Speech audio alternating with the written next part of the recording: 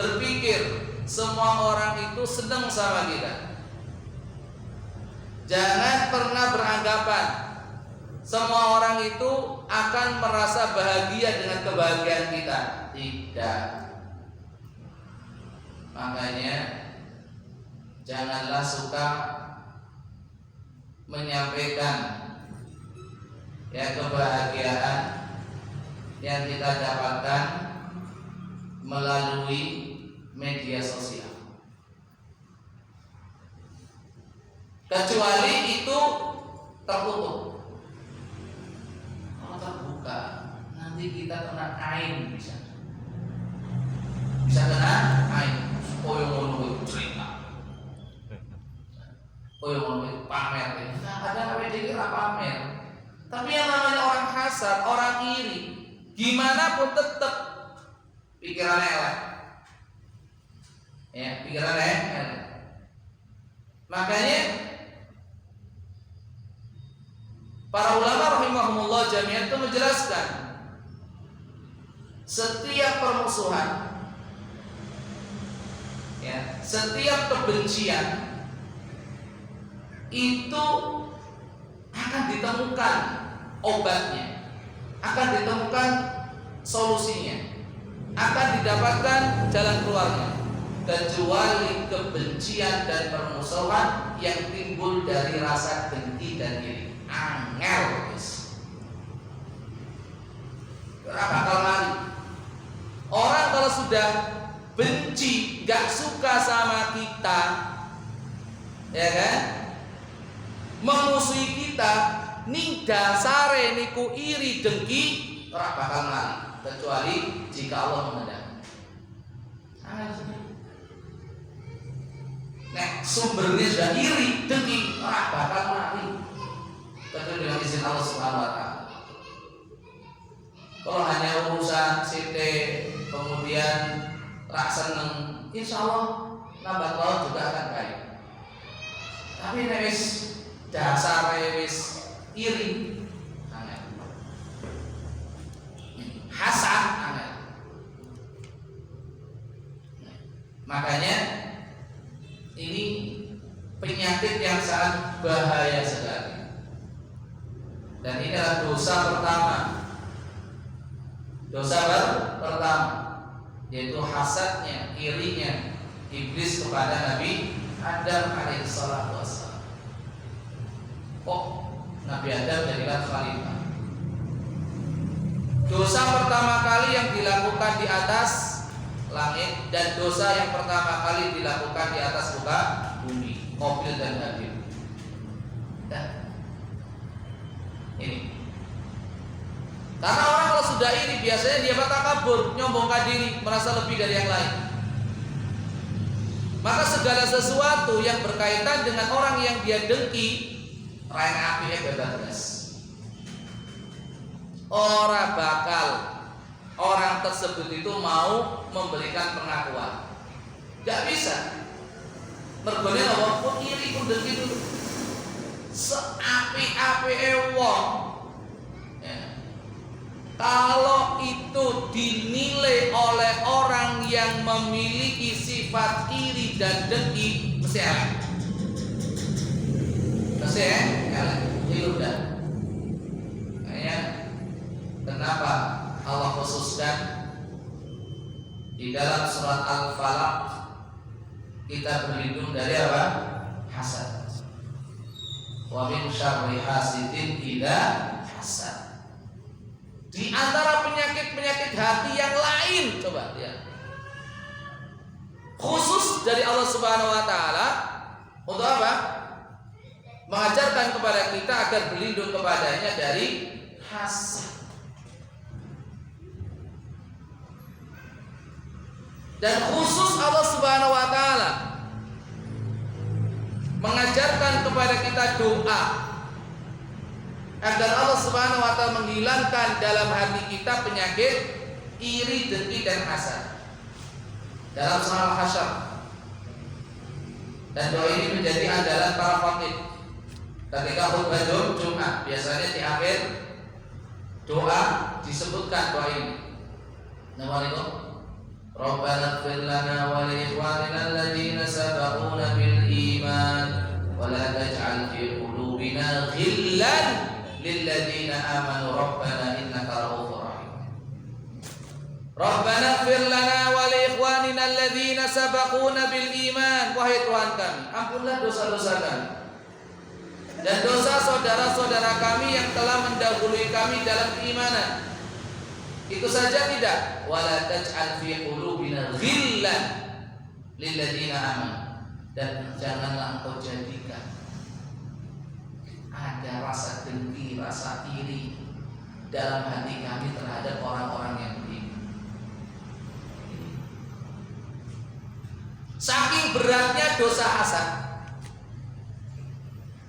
penyakit hati bernama hasad, ya, ini penyakit yang Allah cabut paling akhir dari hamba-hambanya. Kapan Allah cabut? Ketika di surga. Ketika di surga. Orang yang tolong dipenguasakan atas itu.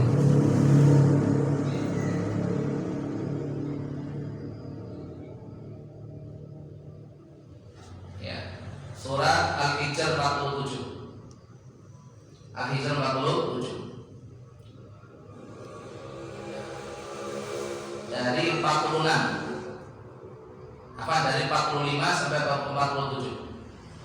Innal muttaqina fi jannatin wa uyun udkhuluha bisalamin aminin wa naza'na ma fi sudurihim min ghillin ikhwana ala sururin mutaqabilin. Allah 45 47. 45 sampai 47. Sesungguhnya orang yang bertakwa itu berada dalam surga-surga, taman-taman, dan dekat mata air yang mengalir. Allah berfirman, masukkanlah ke dalamnya dengan kesejahteraan dan aman.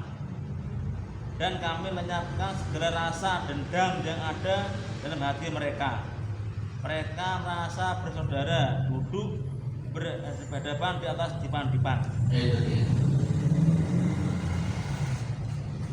Penyakit hati yang terakhir Allah cabut adalah penyakit ghil, dengki, iri, dendam. Sehingga ketika iri, dengki, dendam itu sudah hilang dari hati, mereka bisa bersatu kembali duduk bareng. Angel. Orang kalau sudah punya sifat dengki, sudah punya sifat iri, hasad, dendam, angel kon bermajlis bareng dengan orang yang didengki. Mesti rasa, mesti tembe ketemu, nunggu sedikit, langsung pamitan. Ketemu melengos. Itu orang dengki, orang iri, ya, orang punya dendam. Makanya bagaimana mereka penduduk surga bisa saling berhadapan-hadapan duduknya, ngobrol santai, enak. Kapan? Ketika penyakit dengki, iri, dan dendam sudah hilang dari hati. Nah, makanya sekali lagi, ketika kita menceritakan kebahagiaan, kebaikan yang ada pada diri kita kepada orang lain, harus hati. Satu, tujuannya untuk apa? Yang kedua, kepada siapa? Karena tidak semua orang senang sama kita. Ya, tidak semua orang merasa suka dengan kebahagiaan yang kita dapatkan atau kebaikan yang telah kita lakukan. Orang yang faedah cerita kalau wong sing ora seneng, ya paling yo dapat cibiran saja. Jabir bin Abdullah radhiyallahu anhu jami'an menceritakan momen yang sangat mengesankan dalam hidup beliau, yaitu perjumpaan beliau dengan Rasulullah SAW dalam sebuah perjalanan pulang. Ya. Pulang dari mana? ini kisah ini terjadi kapan? Saat kepulangan Rasulullah SAW bersama para sahabat dari perang Dzatur Riqah. Perang apa? Dzatur Riqah. Sebagaimana yang dinyatakan oleh Al-Imam Al-Hafidh Ibnu Hajar Asqalani rahimahullah taala, ya, beliau mengatakan wuqu'ul qissati fi dzatir riqa'i adhar li'anna dzatar riqa' kanat ba'da Uhudin bi sanatin wahidatin 'ala sahih. Cerita ini terjadi saat perang Dzatur Riqa', ya, saat kepulangan dari Dzatur Riqa'. Dengan atemeran perang Dzatur Riqa'. Pernah dengar? Kapan? Dzatur Riqa'. Atau baru dengar? Perang ini disebut Dzatur Riqah, ada dua versi tentang sebab penamaan. Versi yang pertama itu dinisbatkan kepada tempat terjadinya perang ini, namanya Dzatur Riqah. Kenapa disebut Dzatur Riqah? Karena tempat ini terdiri dari pecahan-pecahan bebatuan yang berwarna-warni. Ada yang putih, ada yang hitam, ada yang hijau, ada yang kuning. Yang tentang zaman kita sekarang, perayaan pegawai akik. Nah, itu disebut Dzatur Riqah, dinisbatkan pada tempatnya. Tapi yang masyhur adalah disebut perang Dzatur Riqah karena perjalanan yang harus ditempuh oleh Rasulullah SAW dan para sahabat radhiyallahu anhum itu sangatlah melelahkan, penuh dengan rintangan, ya, di mana mereka sallallahu alaihi wasallam harus melewati jalan yang penuh dengan bebatuan dan kerikil-kerikil yang tajam. Tidak jarang pula ada duri-duri, banyak duri di sana sini selama perjalanan, sehingga ya kaki-kaki mereka sama bengkak dan berdarah, mengeluarkan darah. Oleh sebab itu, untuk mengurangi rasa sakit, akhirnya mereka harus menyobek baju. Nah, sobekan ini namanya riqah. Sobekan ini namanya riqah, jamak dari kata-kata ruk'ah. Ruk'ah itu sobekan kain, ya. Sehingga para sahabat menyobek baju mereka, ya, untuk membalut luka yang ada di kaki, untuk menahan pendarahan. Maka disebut Dzatur Riqah. Peristiwa perang Dzatur Riqah itu terjadi setelah perang Ahzab, perang Khandaq. Ada yang mengatakan tahun ke-4 Hijriah, ada yang mengatakan tahun ke-5 Hijriah. Ya, khilaf di kalangan para ahli sejarah. Kenapa Rasulullah SAW berangkat perang Dzatur Riqah? Karena beliau sallallahu alaihi wasallam dan juga para sahabat radhiyallahu anhum setelah perang Ahzab, perang Khandaq yang dimenangkan oleh kaum muslimin tanpa terjadinya peperangan karena pasukan kafir Quraisy beserta sekutunya kabur kocar-kacir karena digempur oleh Allah Subhanahu wa taala melalui apa? Angin dan kencang, sehingga tenda-tenda mereka itu berhamburan berterbangan, rusak porak-poranda, jadi melanjutkan peperangan. Ditambah lagi hawa dingin yang luar biasa dan kondisi ya logistik yang sangat kurang sekali, akhirnya mereka kabur. Nah, di antara anggota koalisi pasukan sekutu tadi adalah kabilah namanya kabilah Ghatafan. Kabilah Ghatafan. Maka begitu selesai perang Ahzab atau perang Khandaq, Rasulullah SAW ingin memberikan pelajaran atas pengkhianatan ini. Jadi sekali lagi, perang yang dilakukan Rasulullah SAW dan juga para sahabat radhiyallahu anhum ajma'in itu bukan untuk urusan dunia, ya. Tapi di antaranya adalah apa? Untuk memberikan efek jerah, memberikan pelajaran kepada kabilah Quraisy. Berangkatlah Rasulullah SAW dalam perjalanan yang sangat melelahkan bersama para sahabat radhiyallahu anhum dengan kondisi kaki mereka seperti itu. Sesampainya di daerah mereka, penduduk Ghatafan itu ketakutan luar biasa. Inilah durung perang, tapi mereka mendengar kedatangan Rasulullah SAW dan juga para sahabat radhiyallahu anhum, mereka gentar, takut, akhirnya melarikan diri ke bukit-bukit. Mereka tinggalkan anak istri mereka, tinggalkan orang-orang yang tua, tinggalkan rumah dan harta mereka untuk menyelamatkan diri. Pengecut mereka, gak berani bertanggung jawab. Ya di mana-mana yang namanya pengkhianat itu gak tanggung jawab. Di mana-mana yang namanya pengkhianat itu gak bertanggung jawab. Pengecut gak berani adu arah. Ya. Tenang, pengkhianat itu. Akhirnya Rasulullah SAW ketika sampai di sana, gak ada yang diperangi, ya sudah pulang, gitu. Karena apa? Yang dituju adalah para laki-laki. Loh, mesti kalau diperangi gak ada. Mau seorang perang lawan cah cilik, ya, mau seorang perang lawan wong wedok, mau seorang perang lawan wong tuwek-tuwek, ya. Dan mereka apa? Rasulullah SAW dan juga para sahabat radhiyallahu anhum bukan untuk harta.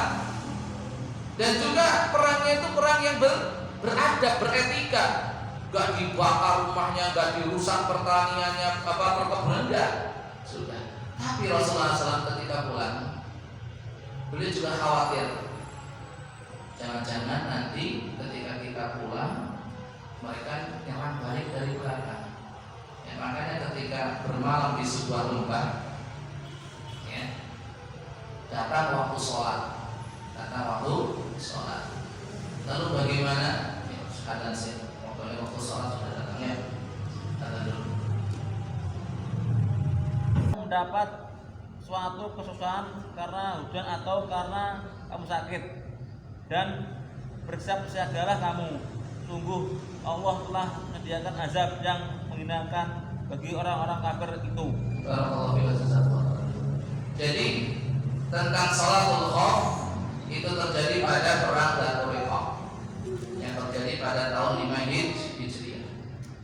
Setelah selesai sholat ternyata apa yang dikhawatirkan oleh Rasulullah SAW tidak terjadi. Akhirnya beliau pulang, ya, ke kota Madinah. Maka sejak saat itu tidak ada satupun kabilah-kabilah di sekitar Madinah yang berani mengusik keamanan dan ketentraman kaum muslimin di kota Madinah. Ini hasilnya. Jadi yang namanya kemenangan itu tidak harus kita dapatkan dengan cara membunuh orang, mengambil harta rampasan perang mereka. Enggak. Mereka harus kalah dalam duel. Enggak. Ya. Termasuk kemenangan adalah apa? Munculnya sikap gentar, takut terhadap kaum muslimin. Sejak saat itu gak pernah ada yang berani musik-musik Rasulullah SAW dan para sahabatnya radhiyallahu anhum ajma'in di kota. Bahkan orang kafir Quraisy pun sudah gak berani. Ya, karena perang Ahzab atau perang Khandaq itu yang terakhir. Penyerangan orang-orang kafir Quraisy terhadap kota Madinah. Dalam itu. Makanya Rasulullah SAW fokus ke dalam. Setelah perang Khandaq, Rasulullah SAW langsung perang Khaibar atas pengkhianatan orang-orang Yahudi. Ya, terjadi perang Khaibar, penaklukan benteng-benteng Khaibar milik orang-orang Yahudi. Rasulullah SAW mengusir Bani Nadir, Bani Quraidah, diusir semuanya dari kota Madinah. Ya, stabilitas keamanan dalam negeri. Sudah, habis sudah, nggak ada yang berani usir-usir lagi. Maka ya Rasulullah SAW kemudian tujuannya apa? Bagaimana membuka kota Mekah.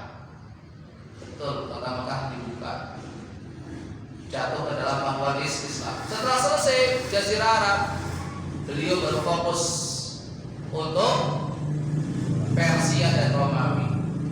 Maka sebelum beliau wafat, beliau siapkan pasukan yang lebih terkenal dengan apa sebutan Jaishu Usama. Jaishu Usama. Ya, apa itu Jaishu Usama? Pasukan yang sudah disiapkan Rasulullah SAW di bawah kepemimpinan Panglima Usama ibnu Zaid radhiyallahu anhu. Tapi Rasulullah SAW wafat, belum sempat mengirimkan pasukan yang sudah dipersiapkan itu untuk memerangi bangsa Romawi. Maka hal pertama kali yang dilakukan oleh Abu Bakar As-Siddiq radhiyallahu anhu setelah beliau itu menggantikan Rasulullah SAW sebagai seorang khalifah, salah satunya apa? Mengirim pasukan yang sudah disiapkan Rasulullah SAW di bawah Usama ibnu Zaid radhiyallahu anhu jami'an sebagai panglima besar. Selain memerangi orang-orang yang murtad, ya, selain memerangi orang